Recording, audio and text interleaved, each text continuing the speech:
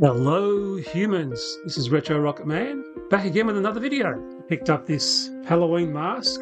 I guess it's inspired by Pirates of the Caribbean. It looks very similar to the logo, as you see here. And I want to turn this into something like that.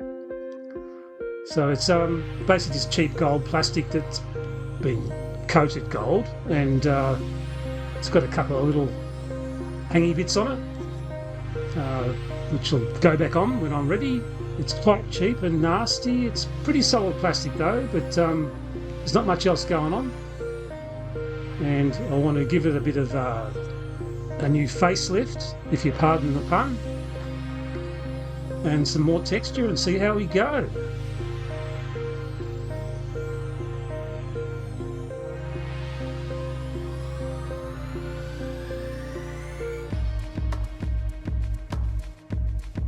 I'm going to start by removing these beads, as at the moment I won't be needing those.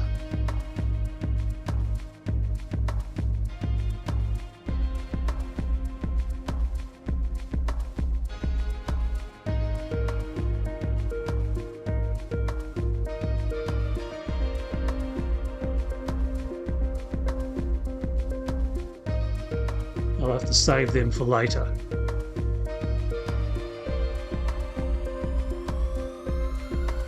To begin with, I'm going to use some watered down PVA glue, brush it on liberally, and then getting the toilet paper well and truly soaked through, and I'm using the brush to stipple it on.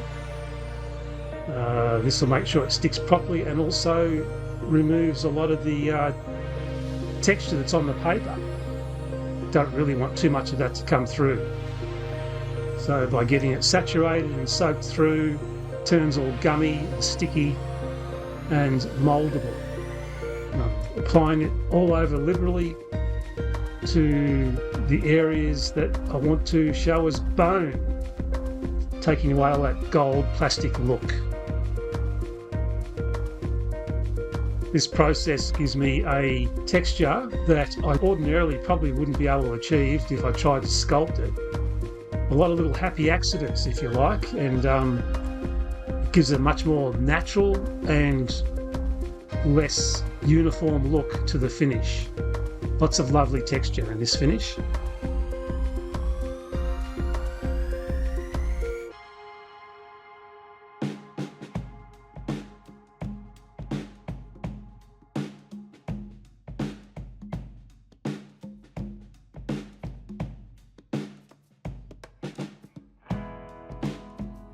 I'm using a sculpting tool, a silicone sculpting tool, just to smooth out some of the more rougher edges and maybe putting a little bit more lines and creases. Whilst the toilet paper is still quite wet and soggy, it's very malleable and mouldable.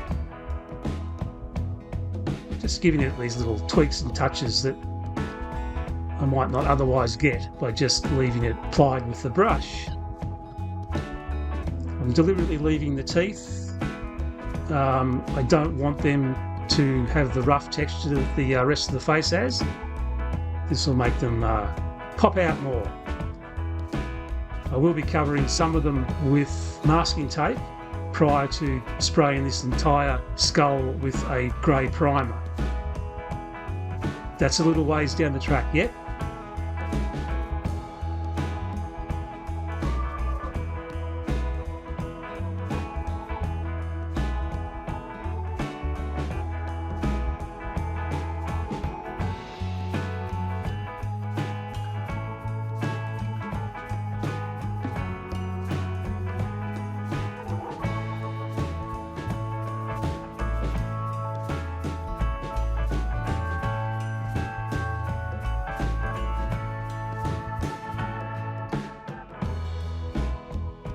So here it is, all nice and dry. As you can see, the teeth are still gold. It's the only gold bit left on the mask. And as I said earlier, I'll be masking off one or two of the teeth that I want to keep that gold look, and the rest will be getting painted along with the rest of the mask.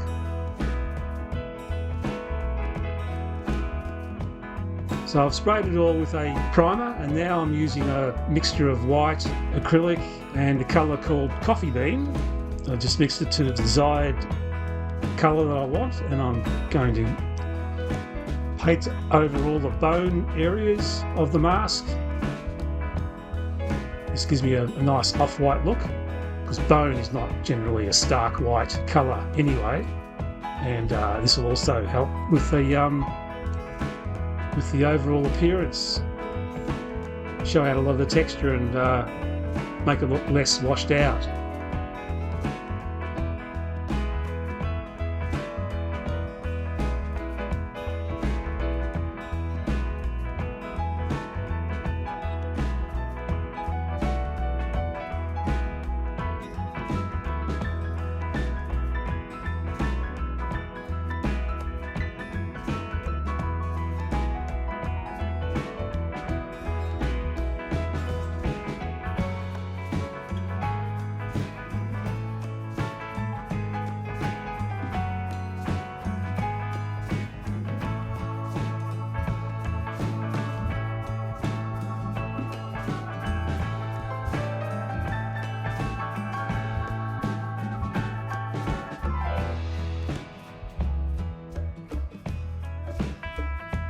Once that first coat's dry, I'm just going back in with the second coat just to strengthen that bone colour and give everything a nice solid look to it. Make sure none of that grey is popping through from the primer, and then once that's dry, I'm going to peel off the masking tape where I masked off the teeth, and that gold's going to pop back through again. The only thing remaining from the original mask, really. And that gives me a nice piratey look. The pirate's not worth his salt unless he's got some gold teeth.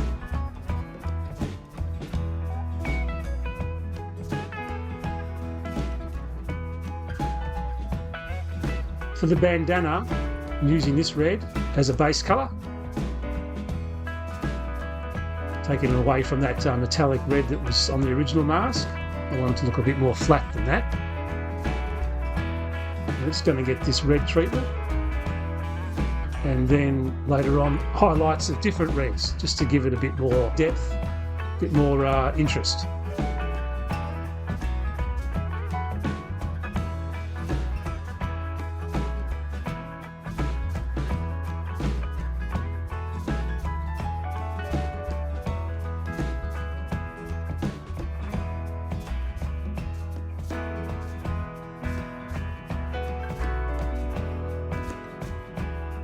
Now with some watered down brown shoe polish, I'm just dirtying down the bandana and making some of that sculpted pattern in the bandana to pop out a little bit.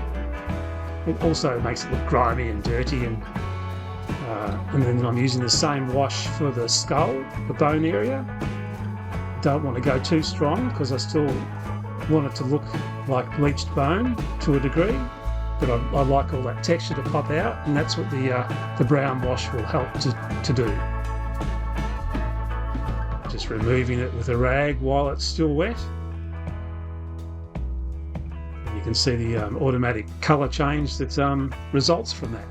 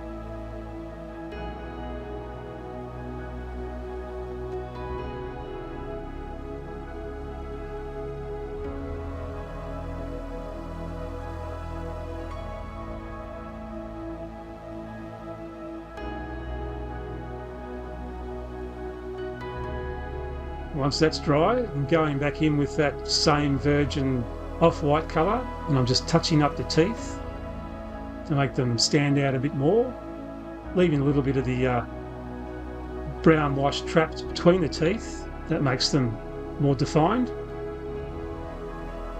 And also with a dry brush, I'm just using that same colour and just hitting the highlights in the sculpt, just to bring out more of those ridges and lines in the skull, make things stand out, make them more defined, and brings out that texture even more from the toilet paper application. And it generally just lightens everything up too.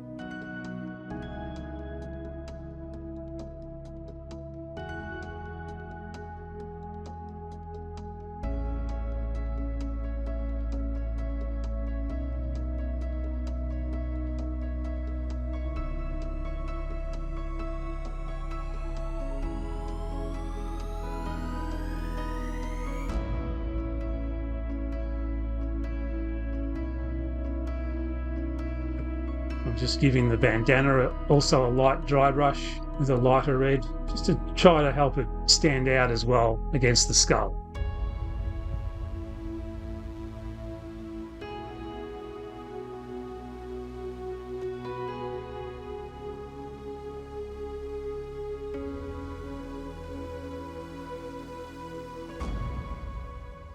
And just some further highlights with a lighter red again, just working in layers. Subtly is the key.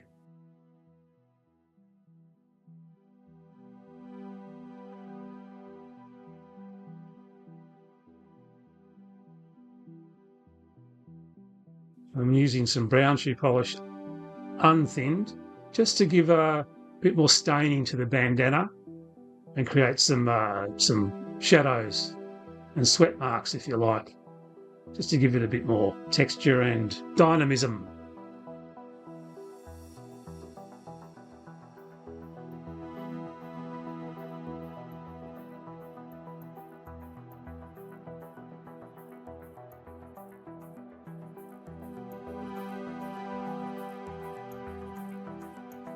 Picked up these swords, or play swords, from a cheap kids pirate costume set, and I figured these would be these would pretty much do the job to create a skull and cross swords effect. Again, inspired by the Pirates of the Caribbean logo. It has a similar look to it, so that's what I'm trying to copy.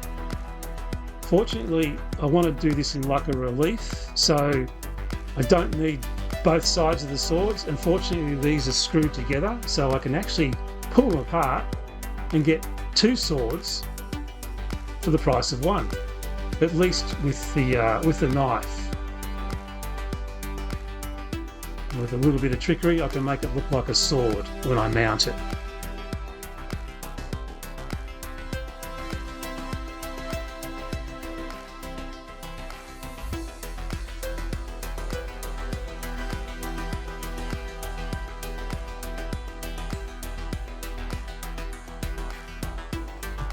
This particular sword, only the hilt comes undone, the blade is one piece, but that's not a problem. I still only need half of it, and I think I'll go with I'll use the blade of course, but I'll go with the hilt that has the curved grip guard on it. Looks more ornate, much more interesting.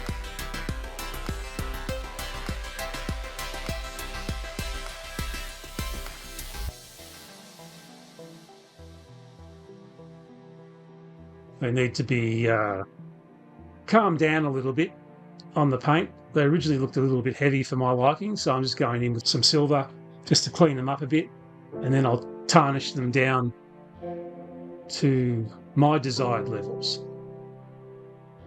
And also taking the opportunity to just give it some more accents and break up that colour a bit more. Less bronze, a bit more silver, and a bit more of a leathery brown on the handles.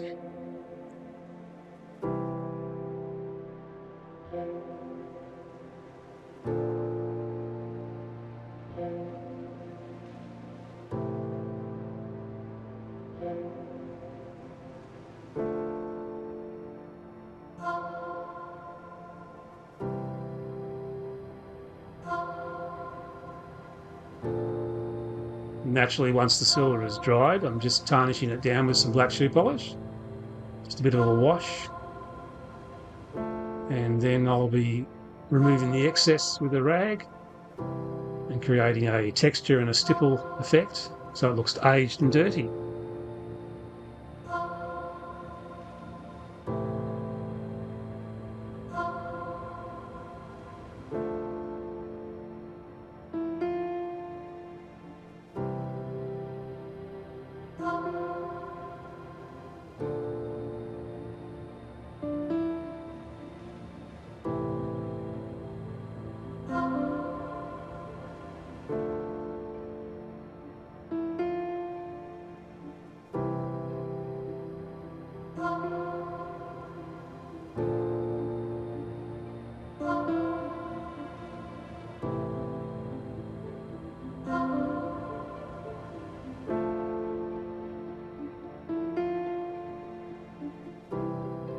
And then lastly, I'm just going over with a silver dry brush look, just to give it a bit of scratching and wear and tear.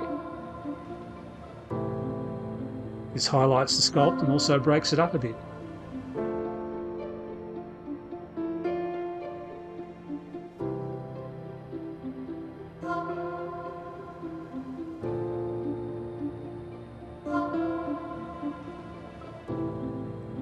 Moving on to the backing board or the mounting board for the skull and crossbones.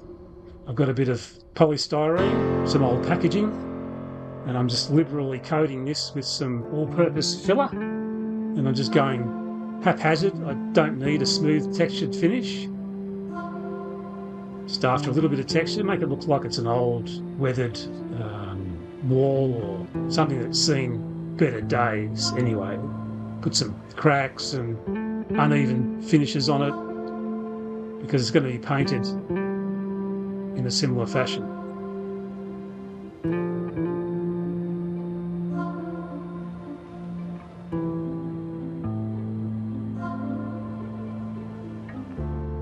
And once it's dry, I'm just going to give it a base coat of black before top coating it with various greens, blues and yellows.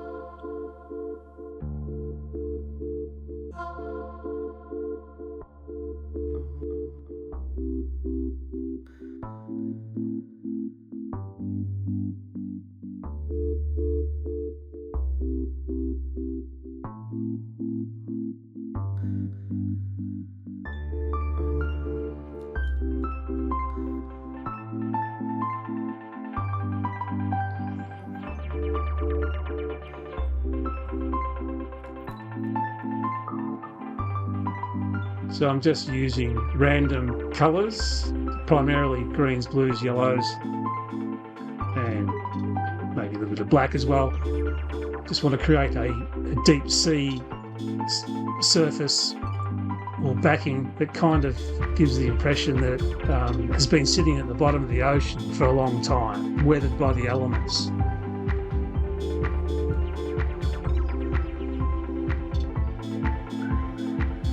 Just applying it in a haphazard motion, creating a randomness to it. But general rule of thumb is just keeping it lighter to the centre and darker to the outside. Just experimenting with different methods of application, stippling and sort of rolling it on, using slightly different brushes, just until I get the right sort of look and feel that I'm after. You never really know until you just see what the brush does.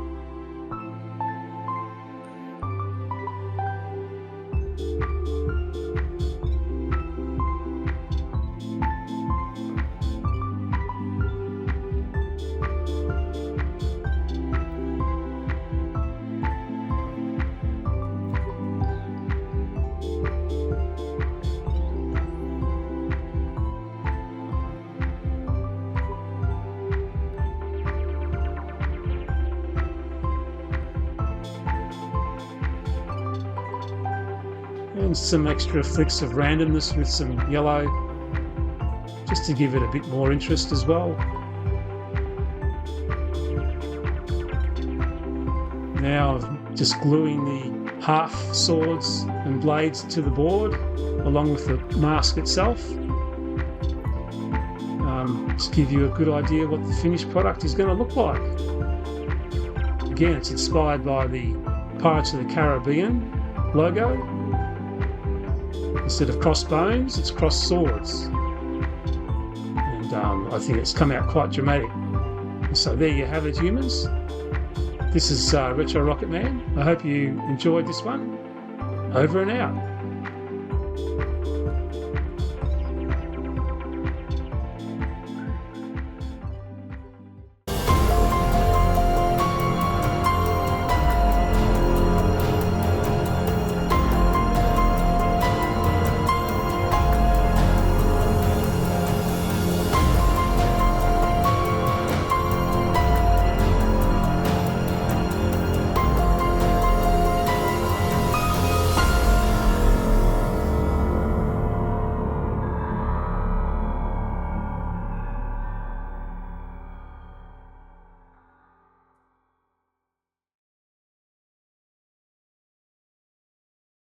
I'll be back.